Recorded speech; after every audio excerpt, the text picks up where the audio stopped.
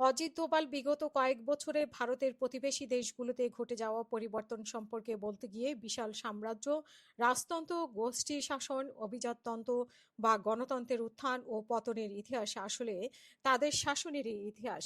বাংলাদেশ, শ্রীলঙ্কা, নেপাল এবং অন্যান্য দেশের অসাংবিধানিক পদ্ধতির মাধ্যমে সাম্প্রতিক শাসন পরিবর্তনের ঘটনাগুলোর আসলে দুর্বল ও অদক্ষ শাসনেরই উদাহরণ। বাংলাদেশ ভারতের সবচেয়ে আস্থাভাজন মিত্র শেখ হাসিনার শাসনের পতন ঘটে গত বছরের আগস্টে। ছাত্র জনতার অভ্যুত্থানের মুখে তিনি পালিয়ে ভারতে চলে যান। জাতিসংঘের তদন্ত প্রতিবেদন অনুসারে ওই অভ্যুত্থানের প্রায় ১৪০০ মানুষ হত্যাকাণ্ডের শিকার হন। আর এই দমন নিপীড়নের সমন্বয়ের ভূমিকা ছিলেন খোদ শেখ হাসিনা। অবশ্যই এই নিয়ে তার বা আওয়ামী লীগের নেতাকর্মীদের অনুশোচনা নেই। এদের মধ্যে একটি অংশ গণ অভ্যুত্থানের পেছনে ষড়যন্ত্র প্রচার করে আসছে, বলে আসছে পশ্চিমা শক্তির ইন্ধনে হাসিনার পতন ঘটেছে।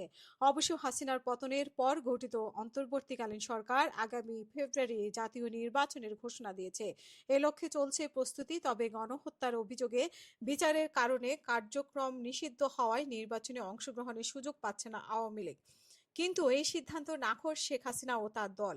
অভ্যুত্থানের ক্ষমতাচ্যুত হওয়ার পর সম্প্রতি প্রথমবারের মতো দেয়া সাক্ষাৎকারে শেখ হাসিনা তার দল আওয়ামী লীগের সমর্থকদের আগামী ফেব্রুয়ারি মাসে অনুষ্ঠেয় নির্বাচন বর্জনের আহ্বান জানান। এদিকে দোভালের এমন মন্তব্যে নানামুখী আলোচনা চলছে ফেসবুক সহ সামাজিক যোগাযোগ মাধ্যমে।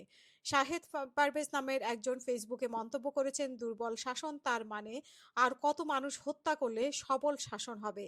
এত হত্যার পেছনেও এই দোভাল দায়ী। তবে তার বক্তব্যে ভারতে সীমিত আকারে গণতন্ত্রের ইঙ্গিত প্রকাশ পেয়েছে বলে কেউ কেউ মন্তব্য করেন।